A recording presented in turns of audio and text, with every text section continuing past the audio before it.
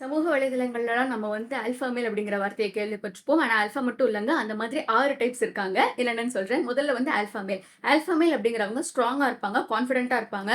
ஒரு group of people இருந்தாங்கன்னா, அங்க இவங்க தான் சார்ஜ் எடுத்துக்கிட்டு பயங்கர டைரக்ட்டா ஆக்ட் பண்றவங்களா இருப்பாங்க. உதாரணமா ஜேம்ஸ் பாண்ட வச்சுக்கலாம். 2வது வந்து பீட்டா மேல். பீட்டா மேல் அப்படிங்கிறவங்க வந்து சப்மிசிவா இருப்பாங்க, லாயலா இருப்பாங்க, பீப்பிள் ப்ளீஸரா இருப்பாங்க. நீங்க என்ன சொன்னாலும் சரிங்க, நான் எதிர்த்தெல்லாம் பேச மாட்டேங்க அப்படிங்கிற மாதிரி ஆளுங்க. உதாரணமா வந்து பிக் பேங் தியரில வர லியோனார்ட் அப்படிங்கிறவர் வந்து இந்த கேட்டகரில தான் வருவாரு. 3வது வந்து சிக்மா மேல். சிக்மா மேல் அப்படிங்கிறவங்க வந்து இண்டிபெண்டன்ட்டா இருப்பாங்க. ஆனா கொஞ்சம் மிஸ்டீரியஸா இருப்பாங்க. இவங்க கிரவுட் எல்லாம் ஃபாலோ பண்ணி போக மாட்டாங்க. தனியாவே இருந்து ஈஸியா ஜெயிச்சு காட்டிடுவாங்க இவங்க. லோன் வுல்ஃப் அப்படின்னு சொல்லுவாங்கல்ல, அந்த வார்த்தை வந்து இவங்களுக்கு தான் பொருந்தும். 4வது வந்து ஒமேகா மேல் அப்படிங்கிறவங்க. இந்த ஒமேகா மேல் அப்படிங்கிறவங்க வந்து ரொம்ப கேர் ஃப்ரீயா இருப்பாங்க, ரிபல்லியஸா இருப்பாங்க. ஆனா பயங்கர லேசியா இருப்பாங்க. பர்ட்டிகுலர் ஆம்பிஷன்லாம் எதுவுமே இருக்காது. எது வந்தாலும் சரி, எது போனாலும் சரி அப்படிங்கிற மாரி இருப்பாங்க. 5வது வந்து டெல்டா மேல் அப்படிங்கிறவங்க. இந்த டெல்டா மேல் வந்து ஒரு காலத்துல வந்து உச்சபட்ச ஆல்ஃபாவா இருந்து அதுக்கப்புறம் கிவ் அப் பண்ணவங்களா இருப்பாங்க. சில உச்சபட்ச பீட்டாவா இருந்து கிவ் அப் பண்ணவங்களும் இந்த கேட்டகரில தான் வருவாங்க.